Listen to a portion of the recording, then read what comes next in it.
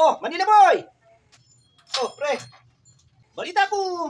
Tagalog na kangini ah. Nice! Mali nakatangi ni Manila boy. Hindi naman sa ganun, pre. Nagkakasakit lang ng konti. Nagkakasakit lang ng konti. Pero, ayos naman. Kaya naman. Anuwari ka na nyo doon. May Tagalog ka na. At sarap nga ng kinakain namin doon. Alam mo yung saligoso, yung linalagay sa ano? Linalagay sa sardinas. Yun yung pre. Yung saligoso, yung medyo mamait-maya. Yung medyo mamait-maya. Ay, ang sarap. Ay, iba talaga sa Maynila pa rin. Tapos dami pang Tagalog, talagang mababiyasa kang magtagalog. Baka pa mo, doon lang magtagalog na ka. Siyempre pre, puro Tagalog yung nandun. Oh, siyempre mababiyasa ako.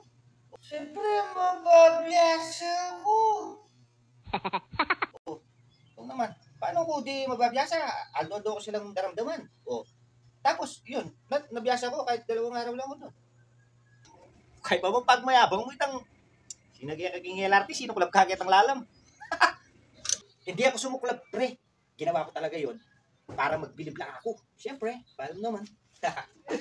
May papangay lang. Nagkakasakit tuloy ako kung paano kita pagkisabihan, kung Tagalog o Kapampangan. Baka na talaga, Manila boy. Pre naman, masasanay ka rin. Pag Algoldo mo kung kaya, no? Algoldo mo kung kaya, no? Masasanay ka sigurado. Tapos daw, bumibili ka ng, pasalwa na po. Ako daw. Daw ka, Manila boy. 2 araw ka pa lang kasi na, sabi mo, Tagalog ka na. Na pre, kaya pala ayaw kong